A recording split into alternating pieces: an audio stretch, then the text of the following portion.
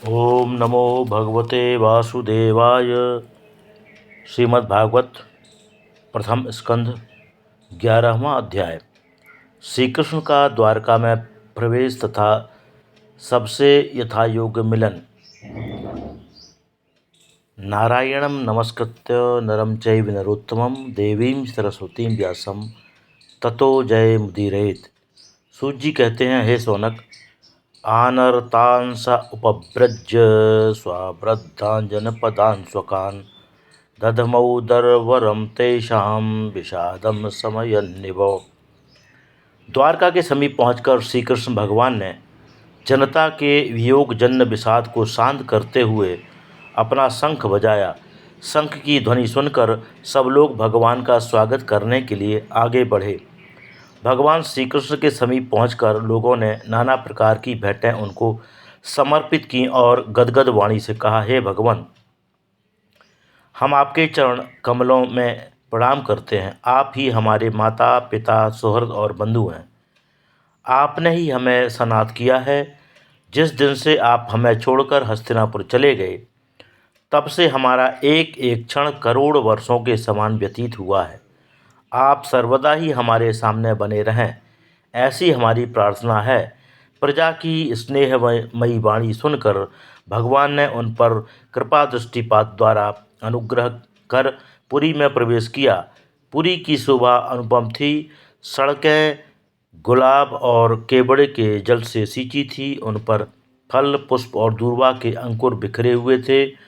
प्रत्येक घर पर केलों के खंभे, मांगलिक कलश और प्रज्वलित दीपकों की कतारें शोभा कर रही थीं। धूप की सुगंध नगर में चारों ओर फैल रही थी। संपूर्ण नगर बंधनवार पताकाओं और झंडियों से सुसज्जित था। पुरी की सजावट देखकर भगवान बड़े प्रसन्न हुए। वसुदेव, अक्रूर, प्रद्युम्न, सांब आदि वीर गजेंद्र को आगे कर हाथों में पुष्पमाला आदि मांगलिक वस्तुएं लेकर श्री कृष्ण को लेने के लिए आगे बढ़े। श्री कृष्ण ने प्रणाम, आलिंगन कर, स्पर्श, सस्मित निरीक्षण आदि के द्वारा सभी नागरिकों तथा बंधु बांधवों का यथायोग्य सम्मान किया।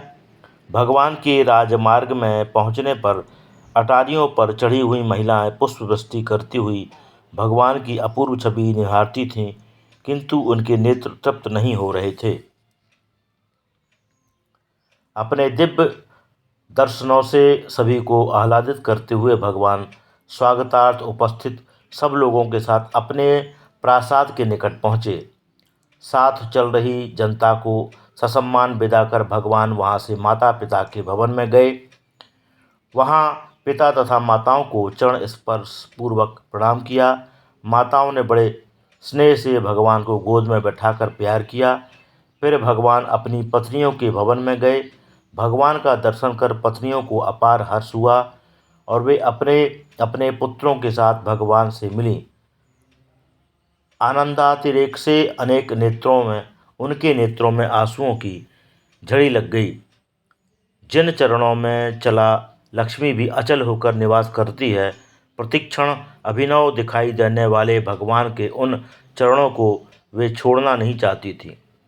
भगवान ने मुस्कुराते हुए सबको सांत्वना देकर उनका वियोग जनित संताप दूर किया। जिन दिव्य महिलाओं के अनुपम सौंदर्य से मोहित काम के भी हाथ से धनुष गिर पड़ा, वे दिव्य नारियां भगवान के मन में तनिक भी क्षोभ उत्पन्न न कर सकीं। यह भगवान का दिव्य ऐश्वर्य है, इसे बिरला ही समझ सकता है। श्रीमद् भागवत कथा साप्ताहिक के प्रथम स्कंद का 11वां अध्याय समाप्त। श्री कृष्ण गोविंद हरे मुरारे, हे नाथ नारायण वासुदेवा।